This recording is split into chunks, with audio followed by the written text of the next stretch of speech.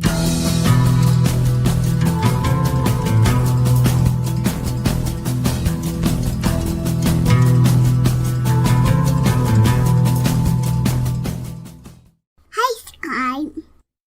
afternoon, everyone, and welcome to another episode of D.E.I. Deathwatch, where we chronicle the downfall and the doubling down of diversity, equity, and inclusion. It's Monday. Again, if you can believe it.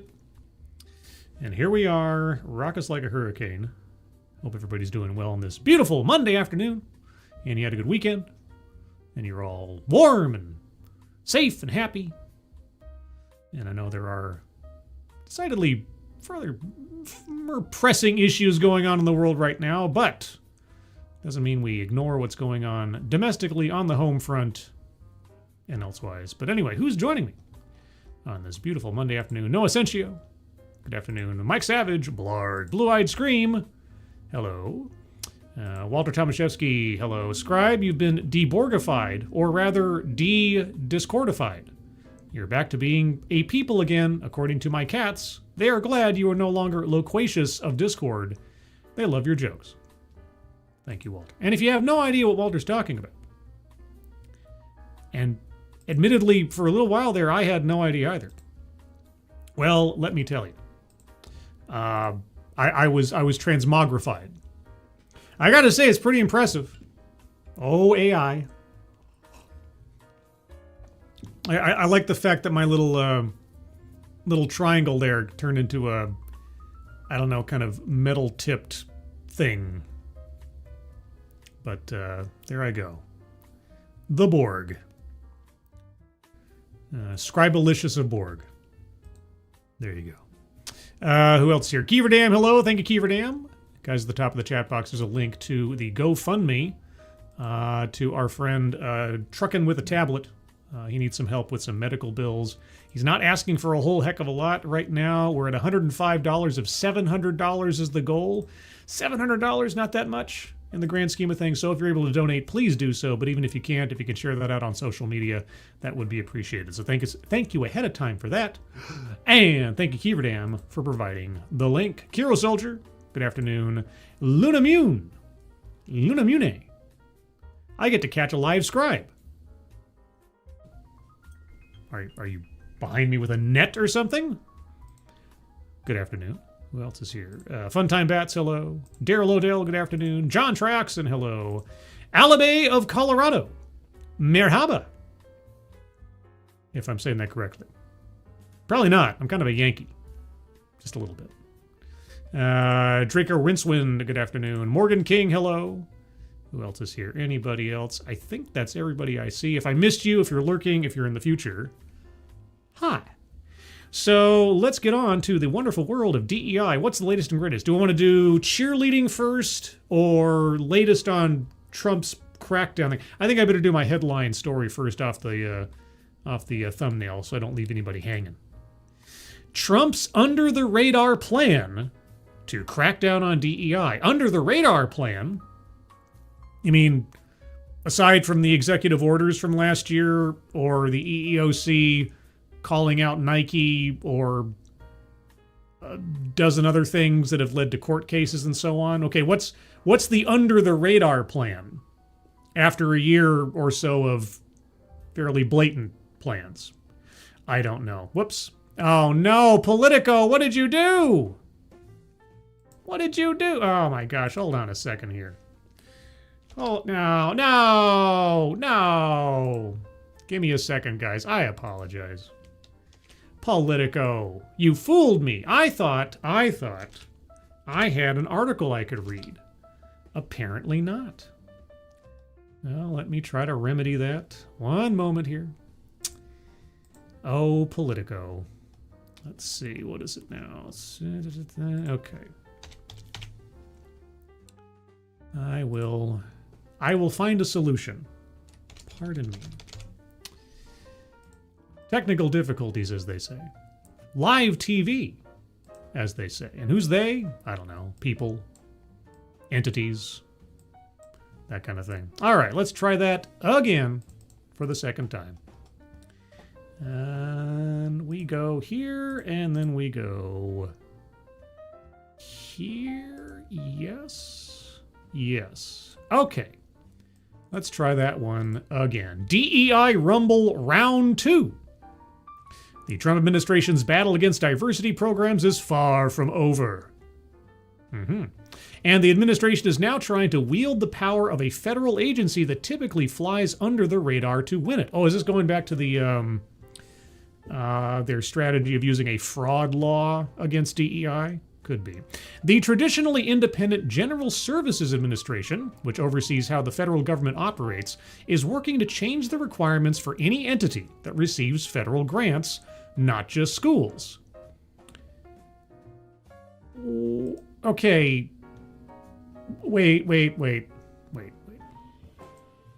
Okay, now unless the thing that I've been quoting forever is wrong on some technicality, Title VI of the Civil Rights Act of 1964 just applies to any entity who receives federal financial assistance. It doesn't specifically apply to colleges or universities. This is why corporations that have federal contracts have been also very wary of continuing DEI programs lest they have their contracts pulled. So I must be missing something here. Which oversees how the federal government operates, is working to change the requirements for any entity that receives federal grants, not just schools. The agency's proposal would require any entity that receives, quote, grants, cooperative agreements, and financial assistance such as loans, insurance, and direct appropriations to sign a certification agreement that aligns with the administration's anti-diversity, equity, and inclusion policies. Or maybe certifies that they're staying within the boundaries of Title VI. Okay, this is where the extent, and I use that word loosely, of my legal knowledge of the Civil Rights Act and the Constitution kind of ends, because I was under the impression that if you are an entity, doesn't matter if you're a nonprofit, if you're a school, if you're a private business that then accepts a federal contract, if you receive federal financial assistance, you cannot have programs or activities that discriminate, at the very least, on the basis of race. So if you accept federal money, that should already be understood. Admittedly, there are plenty of federal programs that have insisted that certain portions of said grant money be spent on supplier diversity, so maybe this is just trying to clarify for lost time. The effort is similar to the Education Department's attempt last year when it demanded school districts certify their compliance with the Trump administration's interpretation of the 2023 Students for Fair Admissions versus Harvard decision, which gutted the use of race in college admissions. Well, I think that since there have been so many colleges and universities that have used race in their admissions practices, and affirmative action got overturned in 2023, then really they should certify that they are complying with the law and having gotten rid of their policies. But anyway, in January, the Trump administration withdrew its appeal of a lower court ruling that vacated the Education Department's February 2025 guidance in what is known as a Dear Colleague letter, urging schools to eliminate diversity programs or risk losing their federal funding, which again was already baked into Title VI.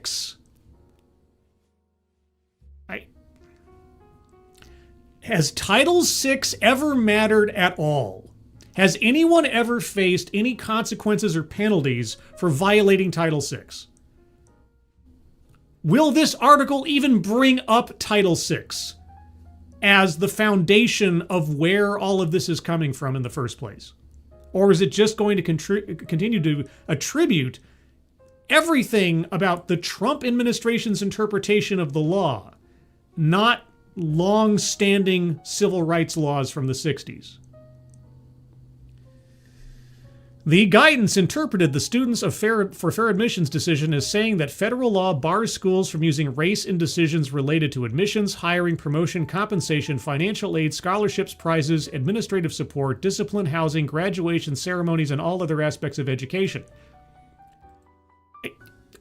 Again, Title VI prohibits on the basis of race, color, and national origin in programs and activities receiving federal financial assistance. And since federal financial assistance is fungible, then they would be correct in that interpretation based on previously established law, which has nothing to do. How was the Students for Fair Admissions decision reached? Oh, that's right, because affirmative action violated the 14th Amendment and Title VI. How can you bring this up without mentioning Title VI? The administration's decision to withdraw the appeal was immediately celebrated by education advocates who saw it as a retreat from the policy, but the courts didn't find the substance of the guidance to be illegal. Because it's not! Because it's exactly in line with Title VI. Okay, article, Politico. Why didn't the courts find the substance of the guidance to be illegal? Why? It's amazing how much you leave out of this. Now, the Trump administration's new path forward via the GSA could have much broader consequences given the agency's government-wide reach and its oversight of the central hub for federal awards. And what part of established law would give this agency the ability to have control over federal funds granted to organizations that might put race as a determinative factor in their practices or activities? What part of established law might give them that power? Politico. Will you even mention Title VI in this? Good golly. Thank you, Kiro Soldier. Scribe, you're expecting DEI supporters to follow the law or even know it exists. DEI supporters plus law equals what law? Well, to be honest, I cannot blame DEI supporters for not being aware of the law, given its complete lack of enforcement over the last decade or so. All the same, I take your point, Kiro Soldier. Because it's like, what are you doing? It's not illegal. This boggles the mind. Boggles the mind. Also, this is Kyle. Hello. Jill Powers, the River Daughter. I take it that you heard that Midnight's Edge is going back to its old time slot next Monday. What? I had not heard that. And we'll be at 10:05 on Wednesday and Friday. Okay. Well, if I'm able to attend and I have something to contribute, I will keep that in mind. Thank you, Jill Powers. I did not know. Adam Nixon, good afternoon. Anybody else I missed? I hope I didn't. The Dead Man. Hello. All right, back to my bubbling outrage. Quote, this is a way to try to require grantees to align with their ideology as a condition of federal funding, while following the required processes that they failed to follow when they issued the Dear Colleague letter, unquote. Amanda Fuchs Miller, who served as a Deputy Assistant Secretary for Higher Education Programs under the Biden administration, told Politico. This is a way to try to require grantees to align with their ideology, the ideology of Title VI. Quote, it goes way beyond education, said Miller. Well, Title VI doesn't say educational institutions. It says anybody receiving federal financial assistance. So you're right. It does go way beyond education, said Miller, who wrote an op-ed sounding the alarm about the move. Quote, this is government-wide. Anyone who does business with the government will have to sign these certifications in order to apply for federal funds if they go into effect, unquote. Yes, they'll have to certify that they are in compliance with existing civil rights laws. I know, it's cray-cray.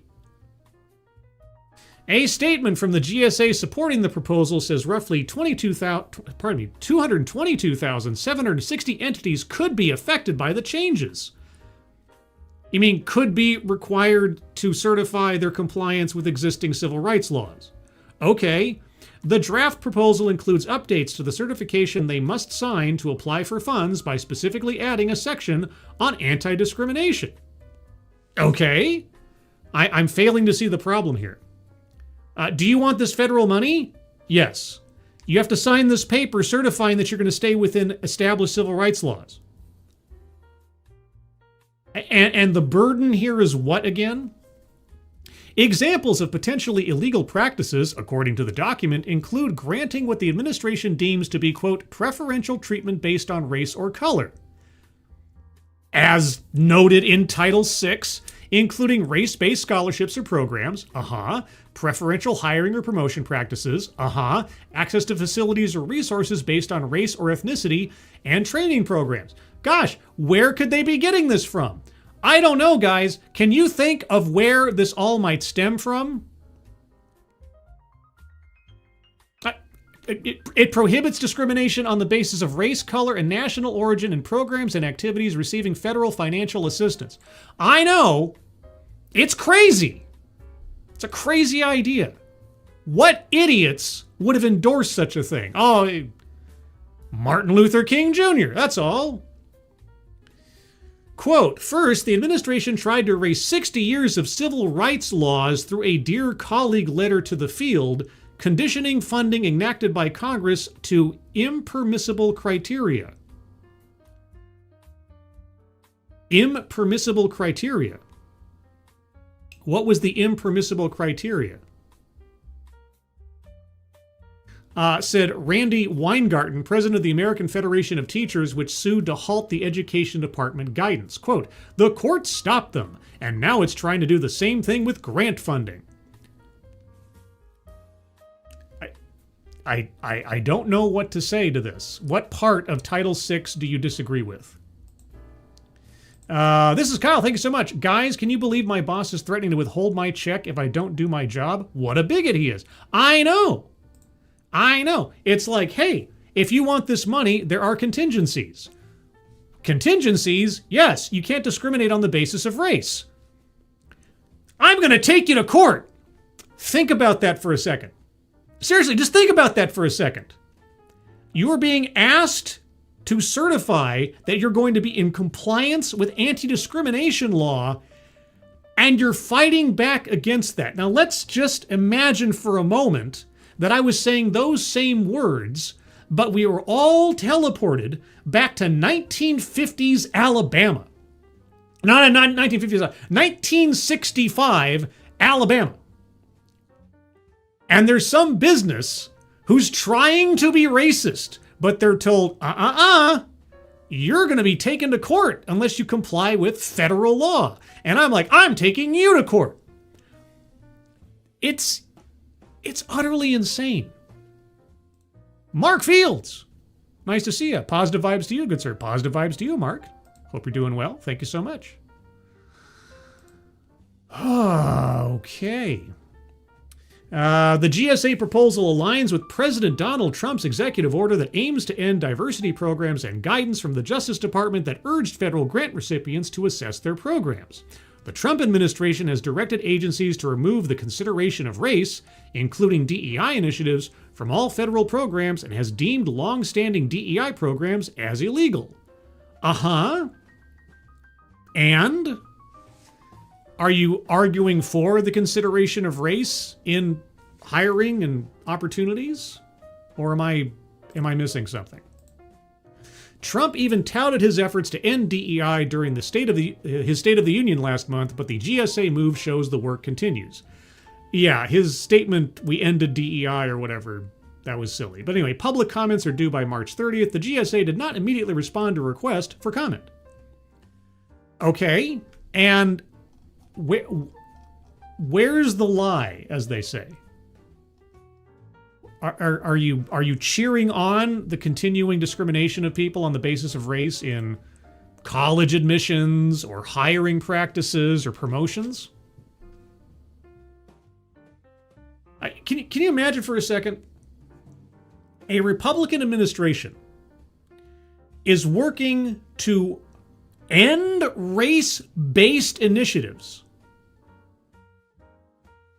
And you have the Democrats who would call themselves champions for the people as not wanting that. No. We have to consider skin color. It's the right thing to do.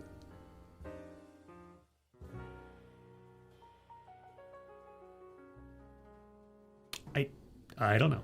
But then, of course, this isn't anything new. I'm just constantly bewildered by the fight to retain racism by the party that would claim to be anti-racist. Anyway, what's this now? Jill, Scribe could show up on Midnight's Edge in the morning and show everyone before and after pics of him assimilated to the Discord collective and back again. I could. I suppose I could. If they were doing an episode on Star Trek, then maybe that would be appropriate. The thing is, I so rarely bother going to the theater these days that I haven't seen any of the new movies to really care. Hollywood's lost me as a customer, for the most part. You know, I watch a lot of streaming shows and things like that, but actually going to the theater... And another thing, on Mondays, when it was box office day, I felt, and you want to talk about imposter syndrome. It's like, what am I doing here? I don't know how the box office works. I don't know the mechanics of funding versus what the theaters get versus what the filmmakers get and the history and the statistics, and it's all math, and I have an English degree. What am I doing here? But, yeah, well, anyway, if they're moving back their time slot, I'll see what I can do. If I'm able to hop on, I will do so. But like I say, as long as I got something to contribute, I don't feel like I'm just hanging out to hang out, which is always fun sometimes, but still, I don't want to be a third wheel around all these professionals and things. Anyway, let's move on to our next story. Speaking of fallout from DEI, CFA Institute's president headed for the exit after DEI sparks fury among members. Now, what is the CFA Institute? I had to look this up. And I still don't know what it's like. Hold on. I knew it a minute ago. It's like certified financial analyst or something. CFA Institute. I think it's the certified financial analysts. Yeah, what does it mean? Okay, in the absence, you look up CFA Institute, and it says everything about it except what CFA stands for. I believe it is Certified Financial Analytics or Analysts or something like that. Anyway, it's got to do with numbers and money and such. Margaret Franklin, who took heat for her advocacy of controversial diversity, equity, and inclusion policies as CEO of the CFA Institute, has announced she is leaving the organization. The announcement made last week in an email to the group's 200,000 members described Franklin's departure as a, quote, planned retirement. Since 2019, she had been leading the organization known for administering the grueling exam that for decades has been a rite of passage for Wall Street analysts.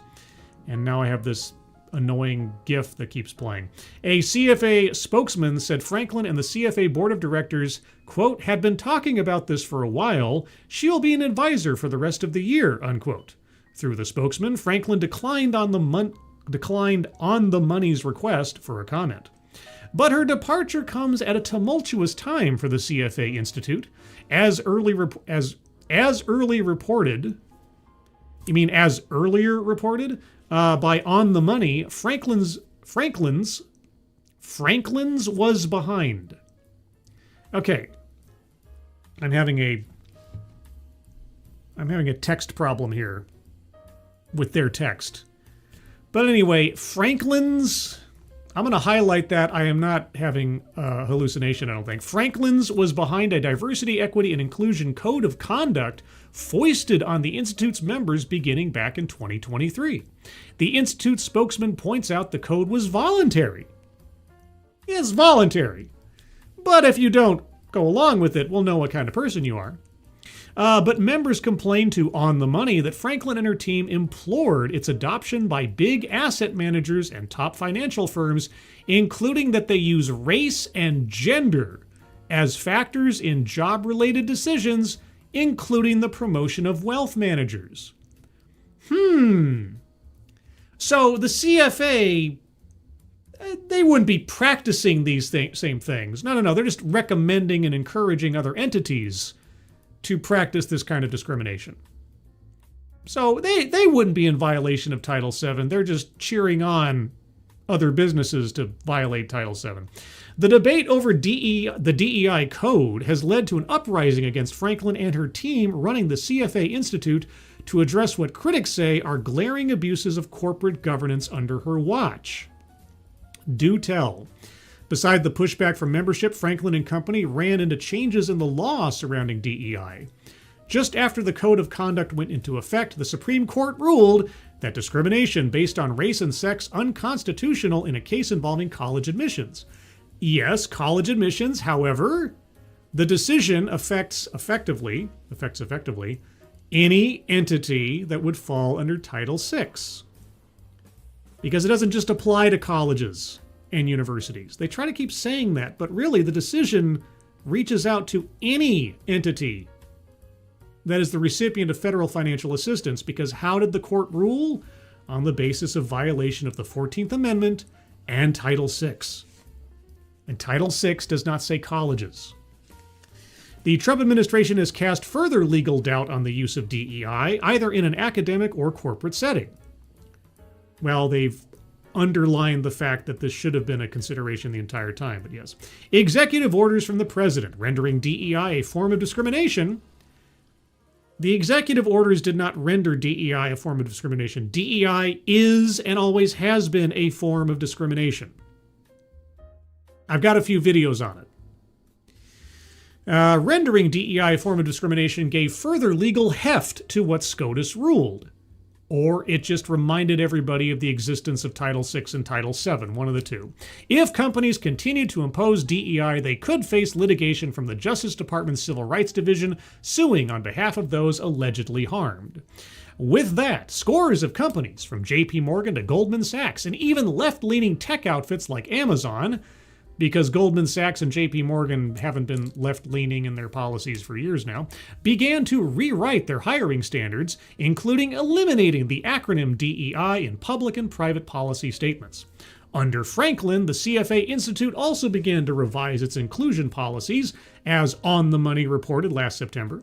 The so-called Inclusion Code no longer calls on money managers and financial advisors to consider so-called intersectionality in their... Okay, so-called, like intersectionality was just one sort of like flight of fancy by a couple of people that we don't have a better word for it. The so-called Inclusion Code, was it not called the Inclusion Code? Okay. And so-called intersectionality in their business practices, everything from hiring to investment decisions. I know. It's crazy. Stop being racist. The Institute also struck the words race and gender from the new code, members told On the Money. Instead, it implores members to make, quote, employees feel valued, respected, supported, and fully able to participate in the workplace, regardless of their human attributes, perspectives, identities, and backgrounds, unquote. Boy, oh boy. Really reaching into the thesaurus to say everything you want to say without actually saying it and making yourselves legally liable. Great. What about their political affiliation? If you have some kind of rampant Trump supporter in the workplace, what happens to them? Are they able to express their human attributes of political affiliation? And would they have any consequences come their way if they did? But critics of Franklin say the rewriting of the code doesn't go far enough in fixing what they say ails the group.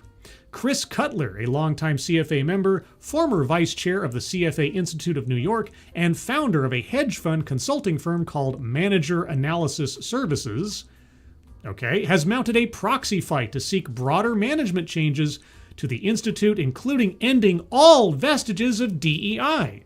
Well, Chris Cutler, you and I might be birds of a feather. Cutler says the CFA Institute still advocates DEI for its members outside of the U.S., meaning it continues to be practiced within the Institute's blessing at some of the biggest sovereign wealth funds in the world. Well, yeah, because places outside the U.S. don't necessarily have the Civil Rights Act of 1964. A longtime critic of Franklin and her inner circle, Cutler is looking to end DEI in any capacity and seeking to implement vast management changes in the Institute's corporate governance. For starters, he wants local chapters to have more say in picking leaders. He says most of the people in the local chapters are opponents of DEI because of how it degrades merit at an organization that calls itself, quote, the gold standard in ethics and transparency in finance, unquote. Well, yes. If you're going to put aesthetics over skill, I guess your gold standard doesn't have much of a standard. Fair play. But those local chapters have virtually no say over the selection of Franklin's successor, as decision-making is centralized at the national level controlled by Franklin and her supporters on the Institute's board of directors. A board of directors, I'm going to guess, were all put into place using DEI philosophy. I just have a feeling.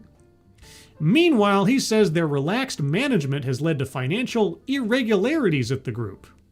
Really? Cutler says he needs just 2%, or 4,000 of the CFA members to sign on to his efforts by the Institute's June board meeting to make the changes happen. Quote, despite the CEO's resignation, we continue with the proxy campaign, he told On the Money. Quote, CFA's board approves changes that alienated leadership of CFA organizations and promoted DEI globally. We want leaders to have a majority voice on the board to prevent this from ever happening again. Well, best of luck, Mr. Cutler. I'm glad to see that at least one agency or organization that prides itself on accuracy and merit is trying, in parts, to actually live up to that standard. Because we all know that several others have not. Daryl Liddell, how many Franklins was behind? I don't know. Franklin's was behind. Blue-Eyed Scream, their racism is the good kind. Yes, as long as it is going in the correct direction. As long as it's reverse racism, which doesn't exist, it's good racism. We have to balance out the scales for historical wrongdoings, everybody. I have to bear the sins through the mystic chords of melanin of people that I've never met and have no association with from hundreds of years ago to make people today feel better about themselves or make a buck on being a DEI grifter. Something like that. But there you go. It's the CFA. All right. Well, we've done the news stories. We've done the stuff on working against DEI, sort of, kind of. Let's get into the cheerleading, shall we? What is the latest in cheerleading from our friends at Forbes? Here we go. It's always about reframing. Reframing DEI. I think this is a series at Forbes. Why an inclusive mindset is the most underrated leadership skill. An inclusive mindset. Is that what DEI is based on? Mindset? Diversity of thought? Really? All right. Tell us, Forbes. Tell us about the inclusive mindset. Inclusion doesn't begin with programs or policies. It begins with how leaders see, listen, decide, and act. Oh. So now DEI is a leadership skill. Okay. Today, few topics in the business world feel as charged or as misunderstood as diversity, equity, and inclusion. In some circles, DEI has become synonymous with policies, programs, and the unavoidable political debate. I can't imagine why. Framing DEI that way is too limiting, even if it's absolutely correct to do so. It pulls us away from the truth that, at its core, inclusion is about people and must include everyone. Oh, yeah? What about straight white males in positions of leadership?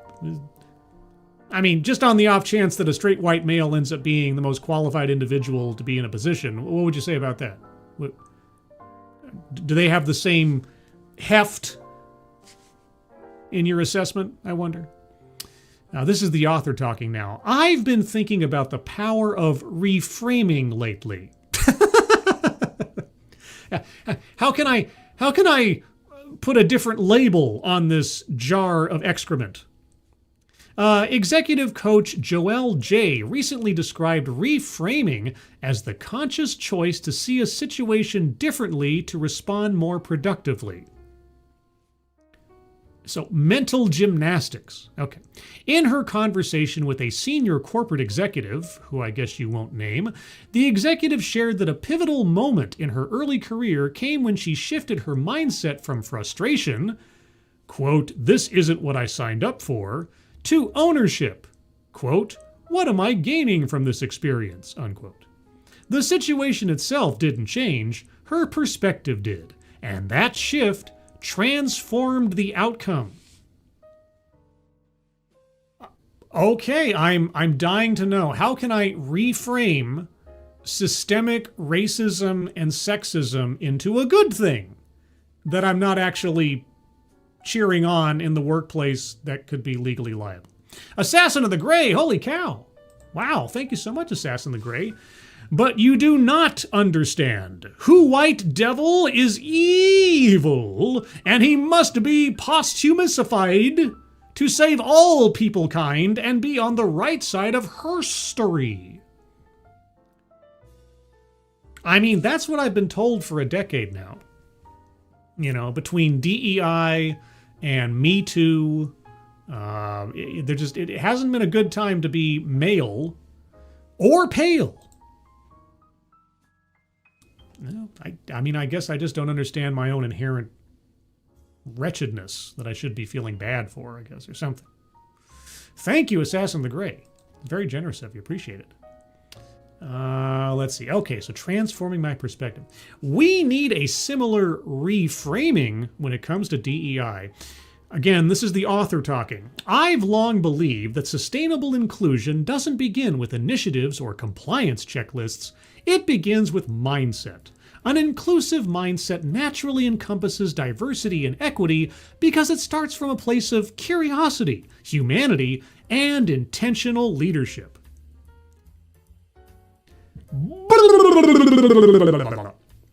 When leaders focus on DEI as advancing a set of programs, initiatives, or policies, they risk marginalizing the groups of people the efforts were meant to help. I think you mean tokenizing. I think, you know, maybe you had the wrong word choice in your writing. I think you mean tokenizing.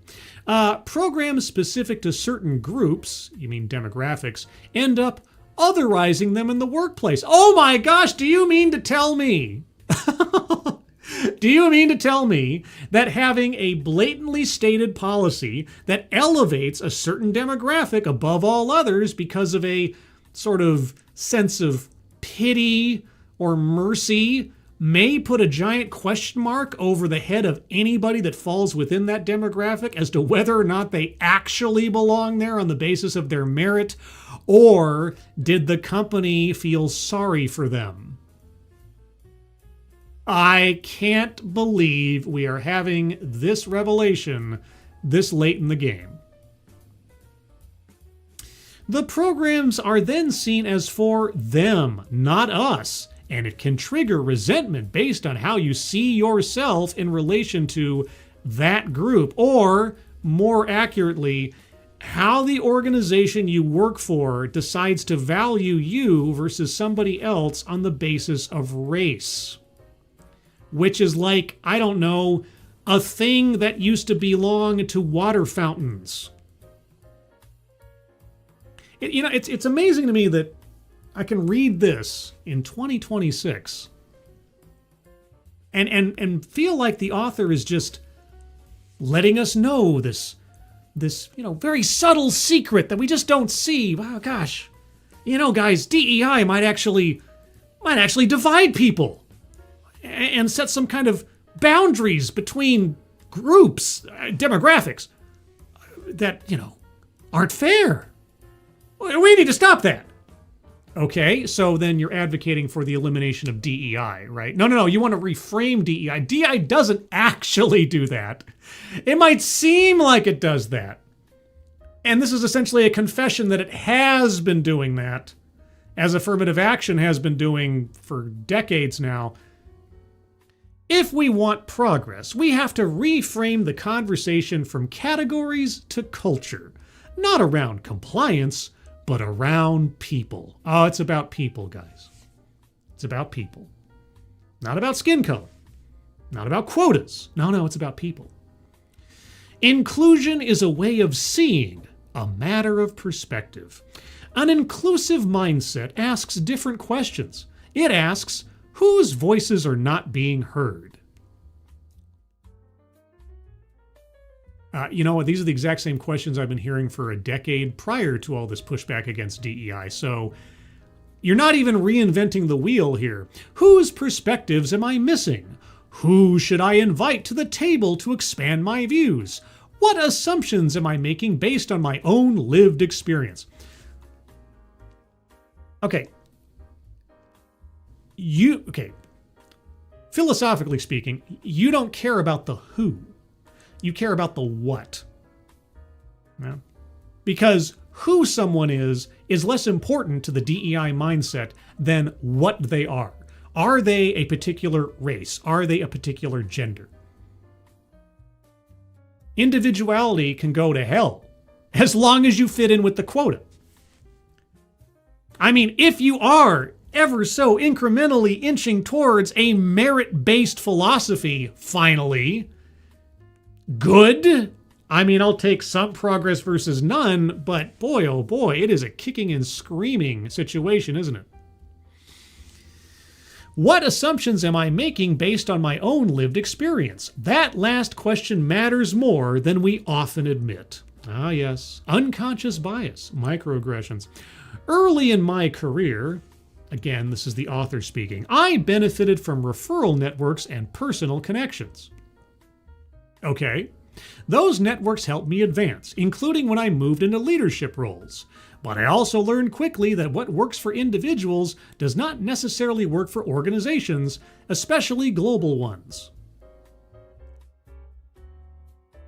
How long into your career did you learn this? And what exactly are you talking about? When I stepped into leadership as a CEO, okay, of what? The organization relied heavily on relationships and personal referrals to identify talent. Yeah. While that model had served it well, it was not designed to scale globally. Well, not every job is a personal referral. Sometimes somebody applies off the street. So what are you talking about? If the organization wanted to grow, and grow both smartly and sustainably, we needed to hire people with different backgrounds, a range of lived experiences, diverse cultural frames of reference, and the curiosity to learn and think beyond their own worldview. Okay, so how did you tailor the job description to attract such individuals? Or what was your decision-making process in the course of interviews to zone in on such people? Our global expansion succeeded precisely because we took DEI seriously as a strategic imperative rooted in inclusion. We expanded our mindset. We did not simply communicate at our stakeholders, we connected with them. Becoming a diverse, globally minded, multicultural, and multilingual workforce became the differentiator between success and stumbling. We transformed the organization and expanded globally, eventually reaching 175 nations. How? In what way? Give me an active example of what you're talking about. Abstract, abstract, abstract, abstract, guarantee, promise, abstract, abstract is not an argument. Why is it? Whether it's a TEDx talk or an article on a decidedly cheerleading publication like Forbes, that given no restrictions, no boundaries whatsoever to make your case, every single time it comes around to where, hey, it might be a good place to provide some evidence, provide a success story, some actual details. They just either cannot or will not prove their case. It's just, I promise, guys, what we did worked. I'm not going to give you any numbers to show that, our profits went up, or that our efficiency increased, or that our customer satisfaction increased. I'm just going to tell you, we implemented these policies and it was great. Let's move on to the next section. Lived experience is a leadership asset. One of the most powerful lessons I've learned is that having a variety of lived experiences at the table isn't about optics, it's about effectiveness. Different perspectives keep leaders grounded. They surface blind spots. They help organizations grow in ways that feel authentic rather than performative. Inclusion at its core is about expanding perspective. Is it? Or is it about lowering standards? I love reframing is such a fun mental exercise, isn't it? You take what has been the case for over a decade now, a word called inclusion, which all sounds very nice, but it really is about lowering standards. But now we're going to call it, no, it's a perspective. It's a philosophy. It's about letting everybody in. Yeah, by taking away the doors and the walls and the barriers that are usually there to filter out people on the basis of merit. That's what inclusion has been for 10 years. It's about expanding perspective. Okay, in what way? Give me an example of limited perspective to expanded perspective in the workplace as pertains to this. You were the CEO, you initiated all this stuff. You must have a success story. This is why I've always been intentional about mentoring and about ensuring my mentees include people who are different from me. Oh, by what metric are they different, might I ask? By background, generation, or experience. When you say, okay, boy, this is back to the future for me. It really is. I know I've said it before. There was an evolution. Just to enunciate my point. There was an evolution to the kind of language being used by DEI executives early on, 2015, 2016, and then as it developed. The word background. If you watch my oldest videos on diversity and inclusion, and I have a playlist, it's called The Diversity Imperative. You can watch this. If you pay attention to the language used by the executives when talking about what the elements of diversity included, they leaned on the word background a lot. Different backgrounds. Background. It's like, and I could almost sense at the time, they were very cagey about saying exactly what they meant because they had a notion that it probably wasn't legal or could be unethical at the very least. And so they kept saying background. And like Puxatawny Phil, with each use of these words, they were looking around to see if their shadow appeared. And by shadow, I mean consequence. By shadow, I mean like the federal government or some kind of censure from the EEOC. And lo and behold, they didn't see it. And so slowly, not so slowly, they stopped filtering their language. They stopped filtering their terminology, and they just came out and said what they meant.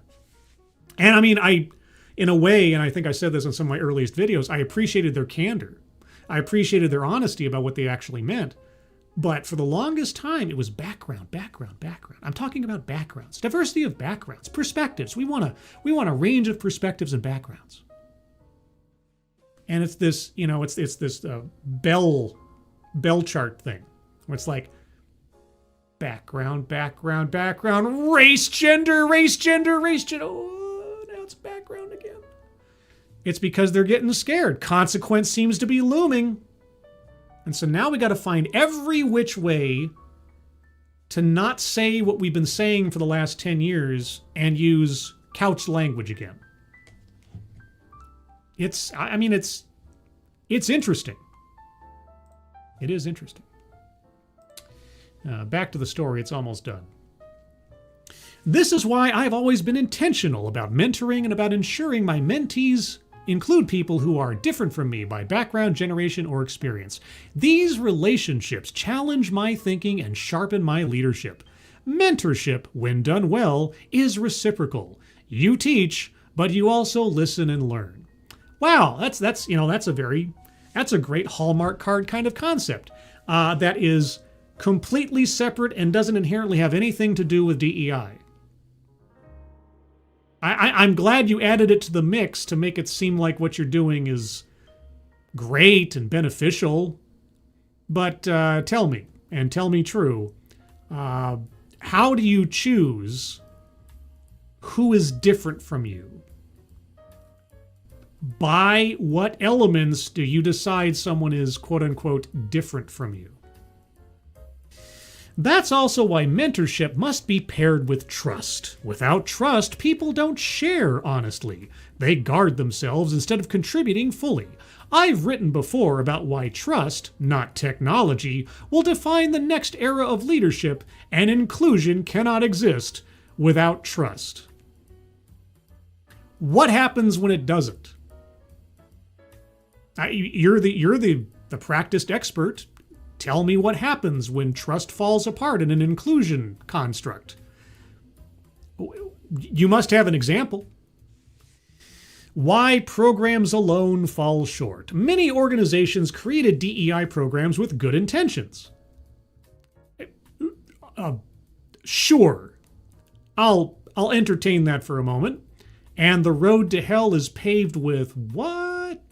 But over time, I suspect an emphasis on policy and process over people is one factor that led to division.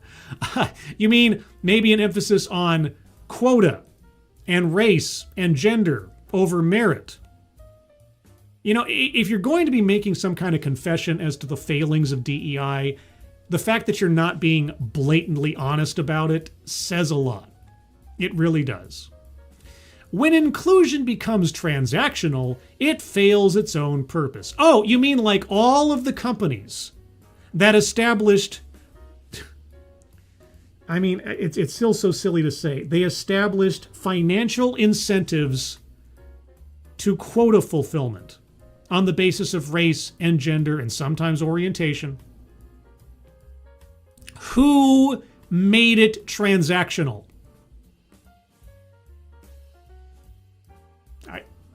Okay. Leaders get consumed by operations, revenue pressures, and urgency, or mandates from financial institutions that said if you don't have this correct balance of genders, we won't do business with you. When you have mandates coming down from on high saying you're not going to get your bonus this year if you don't fulfill this quota, those kinds of things, and who implemented those problems? Good golly, inclusion slips not because leaders don't care, but because intentionality fades. What are you talking about? Intentionality is the work. Oh no, the work. I know these companies and organizations have been very intentional. They have said so in their diversity reports year over year about what their intentions are. Being intentional about relationships. Being intentional about how and when and to whom you communicate. Being intentional about identifying roadblocks before they become barriers. A roadblock is a barrier. I mean, if you'd said speed bumps, then maybe that would work, but roadblock is a barrier. The road has been blocked. You say you're a CEO and you've done this for many years, huh? Okay. Being intentional about whose voices you elevate and whose voices you might otherwise overlook. Well, how about I elevate the voices of people who have the skills and experience necessary for the problem, and I overlook those that don't? What if it was just based on merit? What would you say then? An inclusive mindset doesn't slow organizations or executives down. It helps them move forward with clarity and cohesion. Examples, please.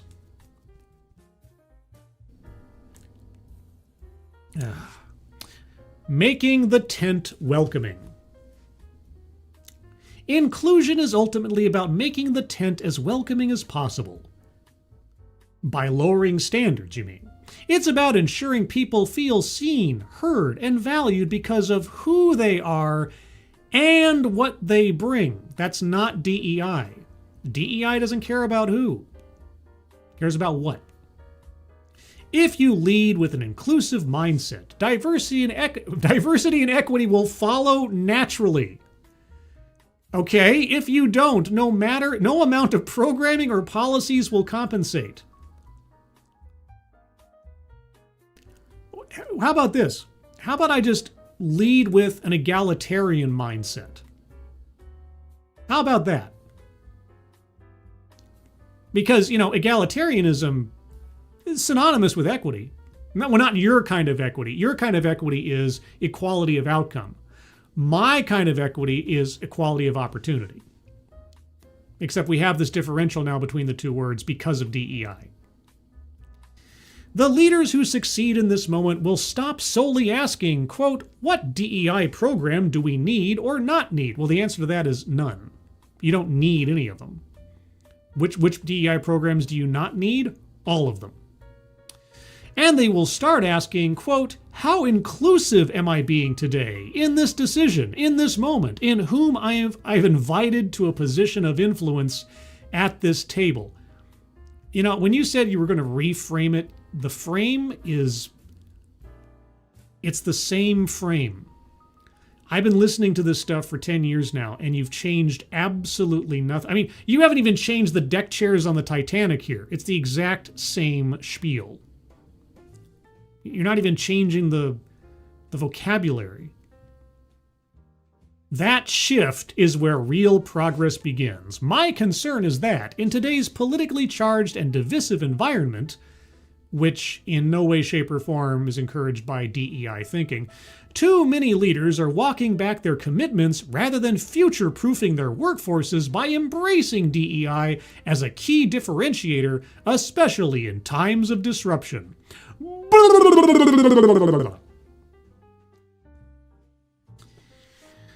Okay.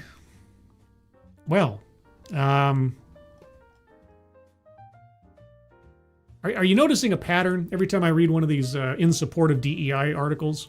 How little they actually say and how it all sounds exactly the same as it always has? I mean, like I say, I've been doing this a long time now.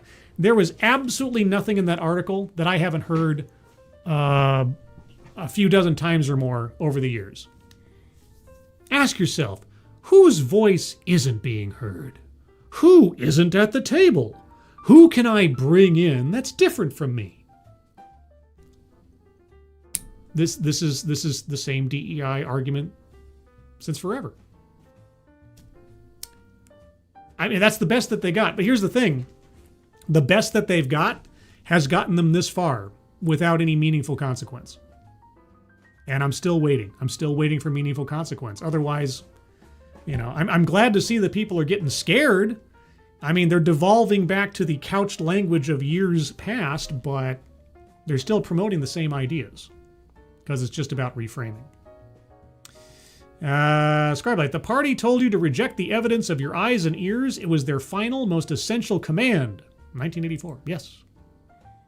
Who are you going to believe? Me or your lying eyes?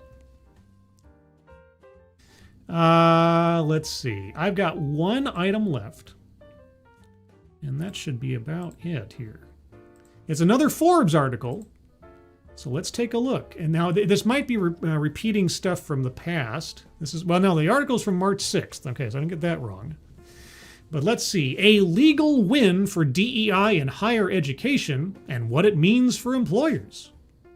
Okay, what was the DEI win? Is this the same letter, dear colleague letter? Since the start of his second term, Trump has been on a mission to demolish all things diversity, equity, and inclusion. Rhetorically, yes. I'm still waiting for that big event. In addition to the slew of anti-DEI legislation enacted under his administration, well, there's also been a slew that was enacted before his administration. You guys seem to forget that 2023 happened before Trump became president again, right? There have been several targeted attacks on DEI within higher education. Targeted attacks. The end of affirmative action provided a clear pathway for more attempts to dismantle DEI in higher education. Yes, and why is that? Why did affirmative action end? What did the court decide affirmative action did? Did it say affirmative action violated the Constitution? Did the court say that affirmative action was effectively unconstitutional because of the 14th Amendment and Title VI? Did they say that? Is that an attack on DEI or a defense of the Civil Rights Act of 1964? You know it can be both, right? Through the use of threats, lawsuits, and letters, many institutions caved and capitulated to the Trump administration despite robust endowments that could have insulated them from funding losses.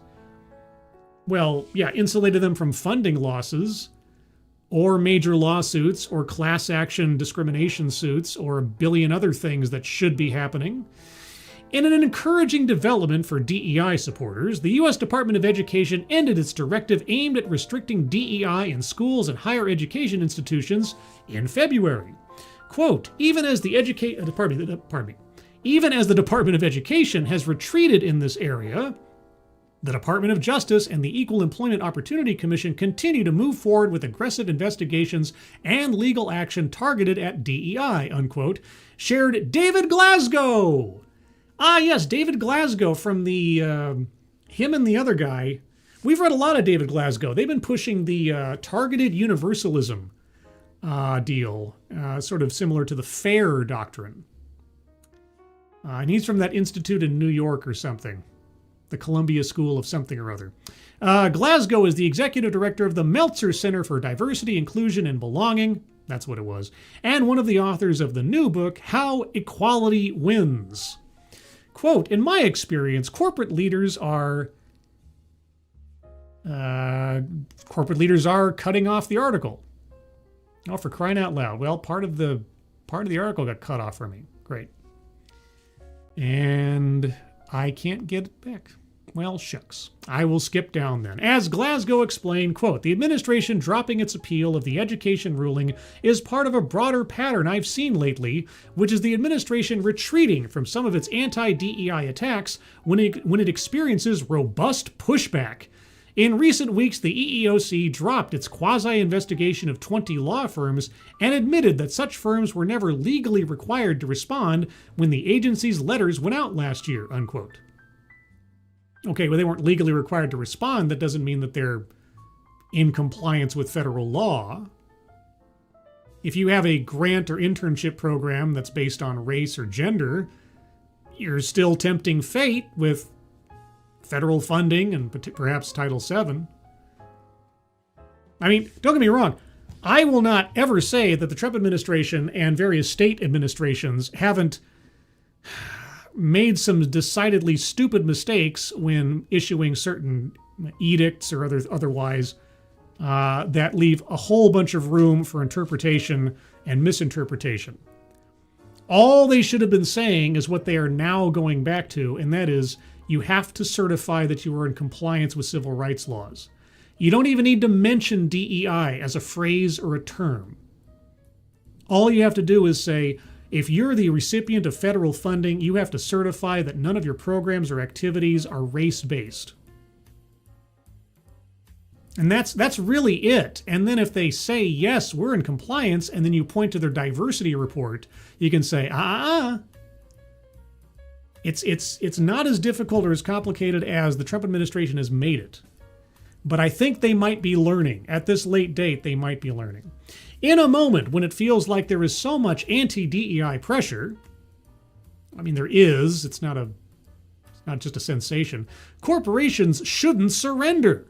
Quote, if an organization was to dismantle its DEI work overnight, That suggests the work was never fully operationalized as a strategy, unquote, shared executive strategist and attorney Leslie Morant in an email. If an organization was to dismantle its DEI work overnight, that suggests the work was never fully operationalized as a strategy. So if I'm able to get rid of my DEI programs overnight, that means it wasn't as deeply embedded into an organization as it would have suggested otherwise. So I was just doing performative DEI. So the only way that DEI is being correctly done is if it's painful and destructive to remove it. Am I understanding? Morant is the founder and principal strategist at the ESP Effect, a firm designed to provide leaders and organizations with guidance around equity, strategy, and performance. Oh, okay, so his entire business is built around maintaining DEI in organizations. Okay. Quote, durable strategy doesn't disappear because the political climate shifts. Title VII and the core federal anti-discrimination statutes did not change. You're correct, they didn't change. No court declared DEI unlawful as a category. Well, the Supreme Court came as close as you probably could by saying the argument to diversity is not a defense against racial discrimination in colleges and universities, and is a violation of Title VI. So we're just one legal precedent step away from the diversity imperative effectively being unconstitutional. So don't get too comfortable. What shifted is the enforcement lens and the surrounding narrative. That distinction matters. Well, he's correct. He's absolutely correct on that point. I mean, nobody said DEI is unlawful. No court said if you have a DEI program, it's illegal. But, yes, finally bringing Title VI and Title VII and empowering the EEOC to actually punish organizations for violating said titles, yeah, that is a shift. But then you have to ask yourself, yeah, no, DEI wasn't declared illegal as a phrase or as a category, but what is at the heart of DEI that makes the focus on enforcing Title VI and Title VII so meaningful? Did you ask yourself that? If DEI as a philosophy is completely innocent against established law, why fear the enforcement of Title VI and Title VII? Quote, companies that retreated should reassess from a governance standpoint, not a public relations standpoint, Morant explained. How about the governance of let's not be sued into the dirt by either people we rejected for opportunities on the basis of their race or the federal government coming at us for any federal funding we accept. That kind of governance. Quote, inclusion strategy that's grounded in data, tied to financial performance, open in access, and compliant by legal risk did not require wholesale retreat. Then why did they retreat if they didn't step on the line of one of those things? And I can imagine which one they did. The deeper question is whether the commitment was structural or symbolic. So again, you're going to, in an abstract way, chide companies that reverse their DEI programs as simply being performative, simply giving lip service to the goodness that is diversity, equity, and inclusion. The companies that haven't done so or have taken pains to do so were doing it correctly. Okay. Quote, employers should continue to implement and invest in effective programs, define success, that promote organizational diversity, equity, and inclusion, shared Jonathan Feingold in an email.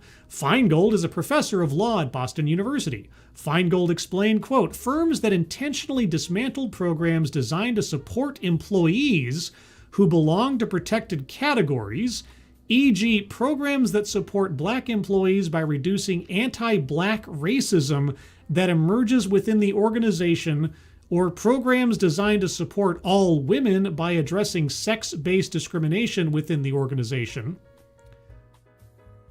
Okay, addressing discrimination within the organization is one thing. Having a program that is set aside specifically for employees on the basis of race or gender, that would be treading on Title VII and depending on Title VI, wouldn't it? These things are not equitable. I know. Bring up the word equitable. Okay, program that supports black employees, doing away with racism in the organization. These two things are not necessarily conjoined one to the other. One is a legal risk. The other one is in legal compliance. They don't fit. Are also exposing themselves to legal liability. Carlos Chapman has written persuasively on this point. I have no idea who Carlos Chapman is. Why don't you explain it to me? Leaders of organizations and institutions remain vigilant in their efforts to drive equity. Yes, equality of outcome. That's great. The ever-evolving DEI landscape should not deter leaders from ensuring that all employees have the tools and support necessary to thrive, and that workplace practices and policies are fair and equitable. Okay, then where is the white people ERG?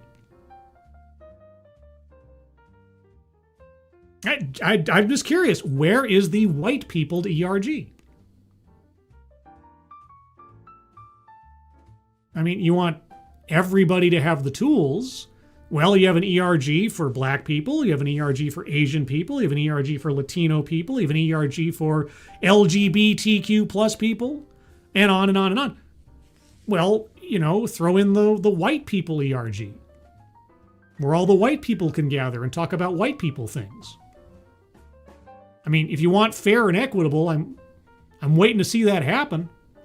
I got a feeling you wouldn't, and I got a feeling I know why, and your arguments against it would be things I'd agree with in being against the things that you do support. Because golly, segregating on the basis of race, elevating people on the basis of their skin color, or setting some kind of differential there, yeah, I know, it's kind of a bad idea, isn't it? As Feingold explained, quote, common diversity, equity, and inclusion programs, I almost said intrusion programs, common diversity, equity, and inclusion programs and policies remain wholly consistent with federal anti-discrimination.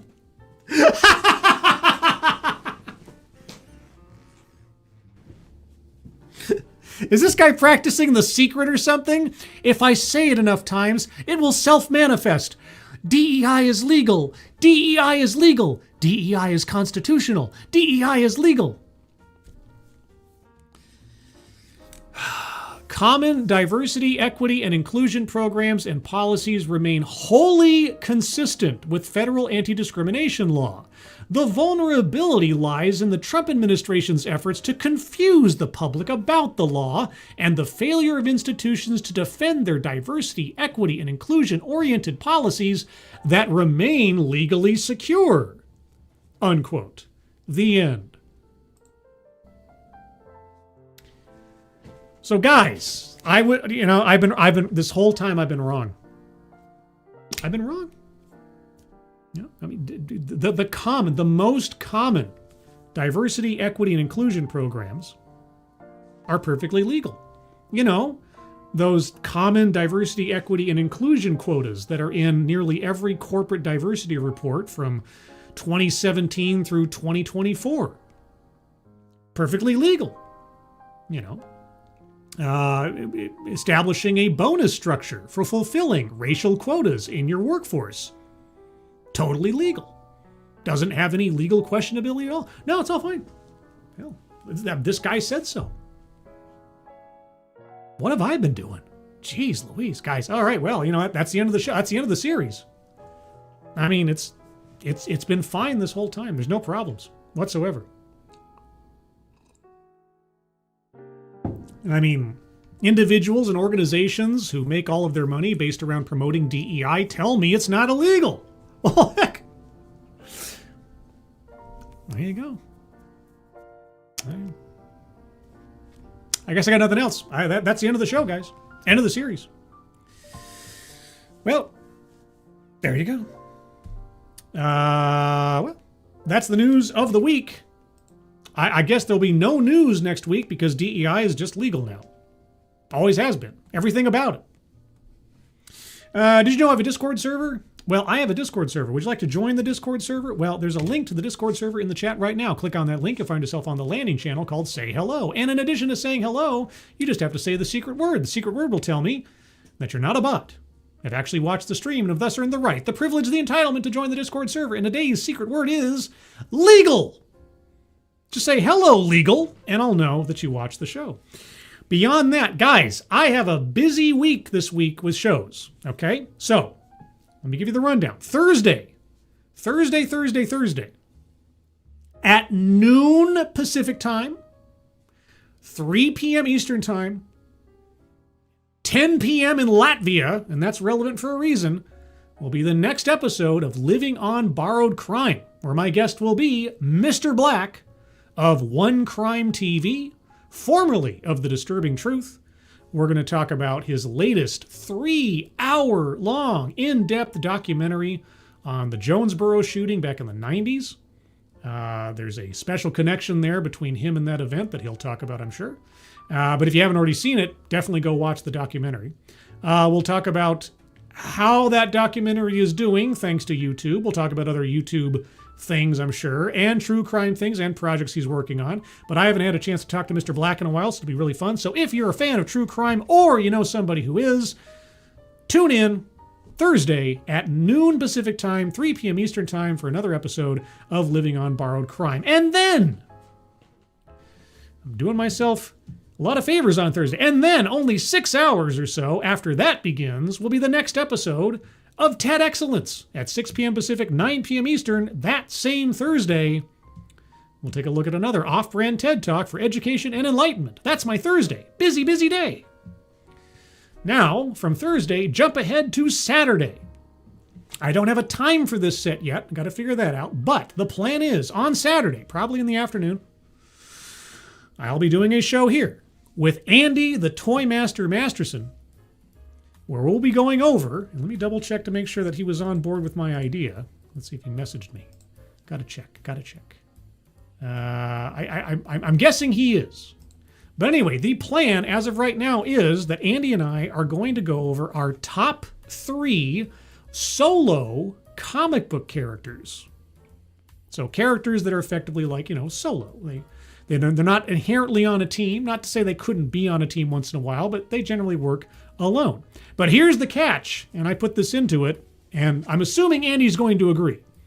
If I'm wrong, I'm wrong. I said we have to challenge ourselves.